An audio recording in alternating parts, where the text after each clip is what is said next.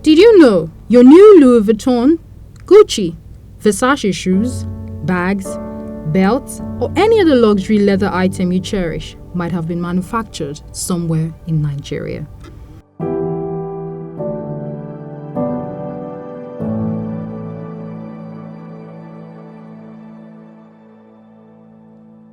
In a part of Mushin, a densely populated and business hub in Lagos, the possibility of finding a made in Nigeria pass of luxury leather item is very high. Tí àwọn either Spain or Italy tó bá ṣe bàtà jáde tó ń pè ní Maserati, tó ń pè ní Maori, tó ń pè ní Ceruti, tó bá ṣe bàtà jáde táwa bá wá rí online a ṣe kí ni a produce fún ara wa náà jáde táwa náà máa forúkọ sí ní South ní Ceruti, ní Maori, ní Gucci, but ẹni tí ó bá wù lọ́kàn ó lè customize orúkọ tiẹ̀ kó fi sí ní orúkọ tiẹ̀. Sometimes we import, sometimes we source our material here. Like most of the ones I have now are the ones that we bought here at Mushin. But they are most imported leathers. Then the ones we normally get here are we do get them from Kano, depend on what we want to produce. Because we don't only specialize in bags. Let's say if we want to make wallets, the kind of leather we use, what they produce here in Nigeria. So we try to get the Nigerians leather to produce that. But when it comes for bags, we normally use foreign leathers. Mushin, a commercial hub for different types of leather, has been in existence as far back as the 80s. It is mostly known for its trading activities, even though it is home to many Lagosians too. 1972 ni àwọn Igbo ti patronize àdúgbò wa lórí àwọn leather ìtàn pè ní àwọn tí wọ́n fi rán bàtà tó fi rán báàgì láti bí ẹni márùn-ún mẹ́fà nínú wọn ni ṣùgbọ́n lọ́jọ́ tètè ní gbogbo àwọn agbègbè tí mo kà yìí ni wọ́n kú tí wọ́n ti ń ṣe wo leather yìí. The market which supplies leather materials for shoe and bag making, furniture, and so much more, is one of the largest leather markets in Nigeria, apart from the Aba, Kano, and Onitsha leather markets. This market hosts nothing less than 300 leather shops that span across 5 streets in the area. Ó bẹ̀ láti Way Street, Imasue, Odulana, Dakobiri, Ladipo, apákan Ládípọ̀, Agbọ́gbọ̀n, Olúwọlé àti apákan Àtẹ̀wọlára níbi tó ń pè ní Agemotor Road. Agbègbè tí a wà yìí tẹ́lẹ̀tẹ́lẹ̀ rí residential area ni. Mo sọ lẹ́kọ̀ọ́ gba tí àwọn Yíbò yìí dé òun là ń fẹ̀ sí tí wọ́n ń sọ di market. Ibi tí ìjọba ya máàkì fún ọjà gangan tí wọ́n yàtọ̀ ọjà gangan ní ọjà Mushin gangan.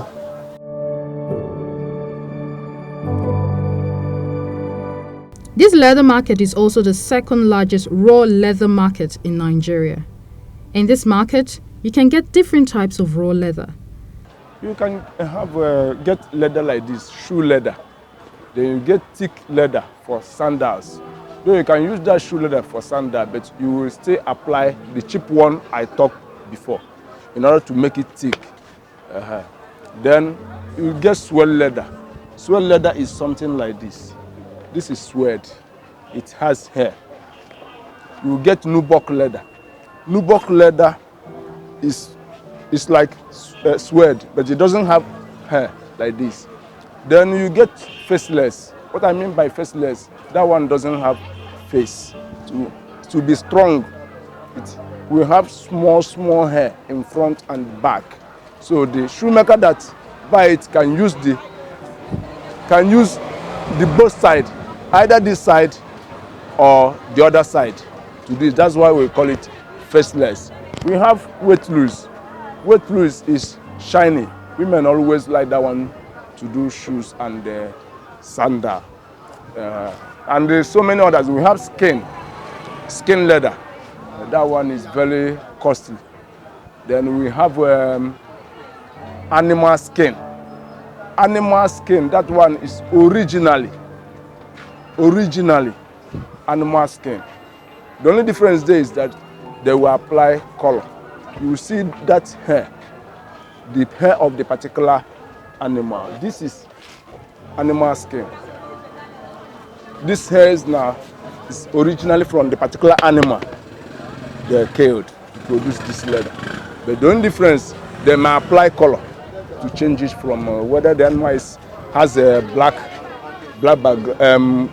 brown background. They may apply black to change it like this. But this is the original hair of the animal. But this one now, you can't see hair on it. And it is animal skin also. So they may remove the hair and paint it and finish it as they want. But this is original animal skin. We call it here animal skin. To start a raw leather business, you need nothing less than 200,000 naira to set up. While as a leather product manufacturer, you need about 500,000 naira to 1 million naira to kickstart a leather product manufacturing business. If I'm to make an estimate, I will tell you that it depends on a variety of factors. One, it depends on the rate of turnover at that material time, because leather business is seasonal. For instance, in Nigeria, we have that culture of buying shoes and sandals during festivities. So when those festivities are approaching, there are more sales than ordinary time. And so if somebody, for instance, starts the business with, let's say, 200,000 naira, if it is during the festive period, when the rate of turnover is high, the person will be making not less than 10 to 20,000 naira profit in a day. As untidy as the environment looks, different brands of counterfeit designer items are produced from these leather markets daily. The creative shoemakers in the market recreate any notable brand of shoes or bags and sell them in major markets in Nigeria and export a large number to neighboring countries. These leather products vary in prices depending on their quality. Any bag you see, for somebody who knows the quality of leather,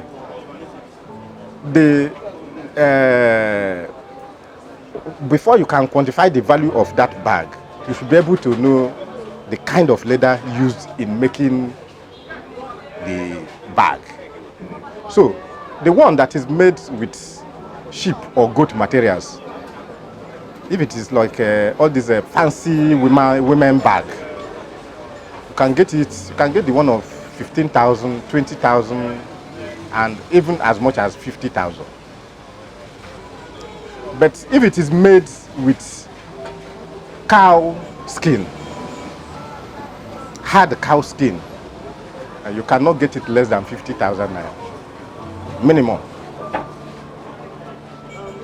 And coming to where they sell them, apart from the local consumption, people from Ghana, from Benin Republic, Togo, Mali, and Cameroon, they come here to buy. They buy ready-made bags and shoes. They also buy the leather materials we sell. Ó depend bí design bá ṣe jáde. Tí design bá jáde, irú tí mo ṣe lọ́wọ́ yìí sí, à ń produce ẹ̀ ní ẹyọ kan, wọ́n ń pè ní pair, that is 2,500. So tó bá jẹ́ wípé design mi tó tún le jù bẹ́ẹ̀ lọ, tó dẹ̀ pé ó jẹ materials, a lè produce ẹ̀ ní 4,000, 5,000. But the interesting thing about the Mushin Leather Market is that most of the raw leather materials sold here are imported. Nigeria reportedly generates about $100 million locally from the leather business, but imports about 5 times that value. It is also a known fact that top designers rely on leather sourced from Nigeria for the luxury leather goods, and only a trickle of the huge millions made end up in the local leather tanneries. Some people source locally, but it's few of us. All you can see here now is Italian and Spain and Japan product, mostly Italian. But people that source locally source from Kano. They call it Malam leather. There's one they call Malam leather. Then they also call it Nigerian leather. It's locally made at Kano. So you can't compare the neatness of this one and that one. And if you are closer to that one, you perceive the odor of the chemical they applied on finishing it. But this one, you hardly get it. Even if you can perceive, it will not be so much bad odor like that. No, I can't lie to you. I don't make use of any leather in Nigeria here. Because they don't give me kind of quality leather I want from them. So why does Nigeria import leather when it can locally meet demands? Leather dealers acknowledge that even though Nigeria produces the material locally, they usually don't deal in it because it is not in high demand by Nigerian leather good manufacturers. Dealers prefer to buy from Spain and Italy because the home-produced options are not refined. The irony of the importation from these foreign countries is that the leathers imported were mostly exported from Nigeria to other countries. We have some plans in the pipeline to know how we can liaise with the government to let them to understand that this industry is contributing in no small measure to the national GDP, and therefore it needs protection. And to protect the industry, the government needs to help the people in the industry, beginning from the people who process the leather. The government needs to look inwards on how to finance their business, help them finance their business, and get the necessary technology to process this leather. And when that is done, those of us who are in the sector of just buying and selling, there is no need for us to go outside to buy. Because by that time, everything will be available, all the things we need outside will be available in Nigeria, where the raw materials are taken. Unlike other raw materials whose leftovers are reusable, the leftovers of leather are mostly disposed of as they are believed to hold no value. If Nigeria really wants to transform its leather industry into a major trade, a lot of investment will need to go into a leather refinery. Markets like this can add greatly to the country's export and import revenue. Who knows? Market like Mushi can become not just a tourist attraction, it can become the home of the best leather goods the world has ever known.